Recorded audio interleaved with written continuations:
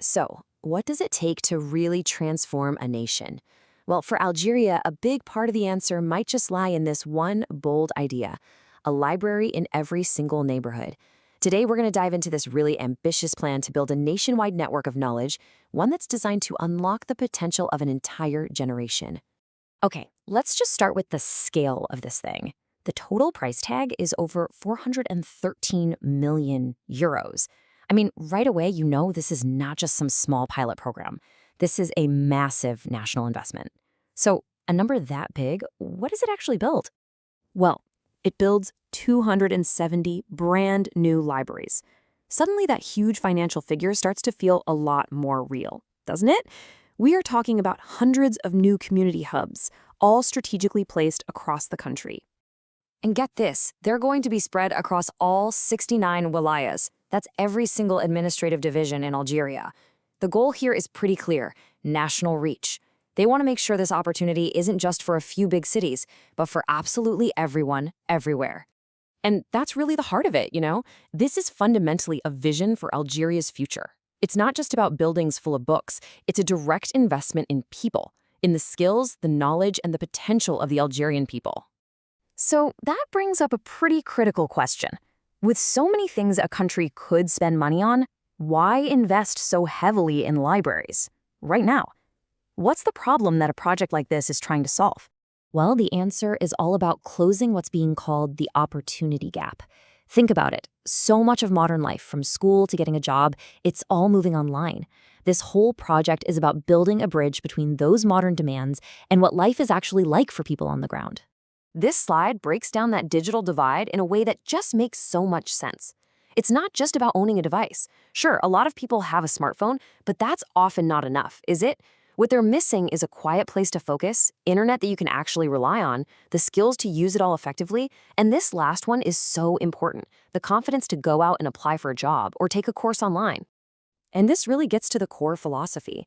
The whole point is to make learning a simple, accessible, daily habit for everyone. It shouldn't be an exception just for people who happen to have the right resources. It's about weaving opportunity right into the fabric of the community. Okay, so we've talked about the problem. What does the solution actually look like? Well, it's a model for the 21st century library, and you can just forget that old image of some dusty, silent room. This is a complete reimagining of what a library is and what it can do for people. I mean, this quote from the source material just says it all, doesn't it? A trusted neighborhood hub. It's so much more than books. It's one central spot for reading, learning, getting online, community life, the whole shebang. And in practice, that means each library is designed to be this incredibly versatile space. Yeah, you'll have your quiet study areas, but you'll also have special zones for kids and teens, digital hubs with good internet, spaces for workshops, and even after-school clubs. And the support they're offering is just so practical. Take this digital inclusion pathway, for example. It's a super clear step-by-step journey. You start with the absolute basics, then move on to essential stuff like email and how to search effectively. Then you learn how to use online learning platforms, and it all leads to a practical outcome, like creating a professional CV. Okay, so all these individual activities, the workshops, the CV help, the reading clubs, they all add up to something much, much bigger.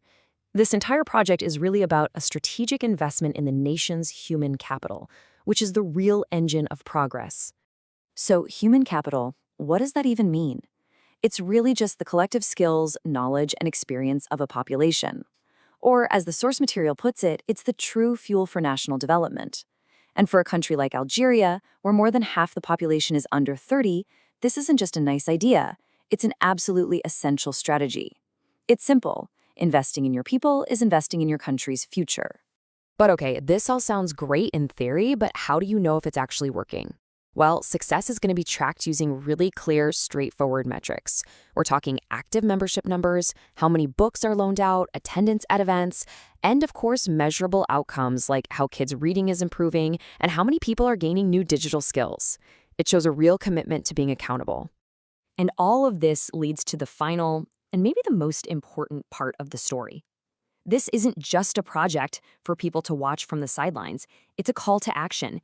It's an invitation for everyone to actually take part in this national renewal.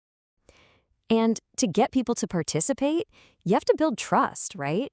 That's why the entire initiative is built on this foundation of transparency and clear accountability, with a promise that any money it makes goes right back into the community mission. This whole shared mission is wrapped up in one simple, powerful rallying cry: hashtag Give Back to Algeria. It's a digital call to action for a movement to build a better future, one neighborhood at a time. And that leaves us with this final, really inspiring thought. It's a vision that's all about collective action and a shared purpose. Because the belief here is that when you bring knowledge closer to home, you don't just build libraries, you build a nation.